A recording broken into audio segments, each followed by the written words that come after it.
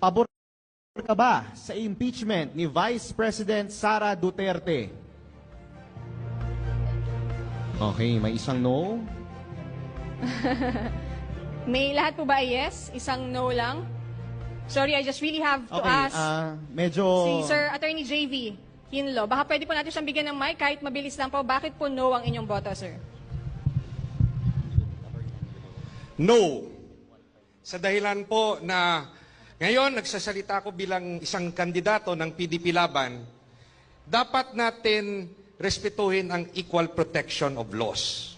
Bakit aatakihin lang si VP Sara at hindi natin pag-aralan at suriin ang confidential fund ng Pangulong Marcos at ng mga departamento na under kay Pangulong Marcos?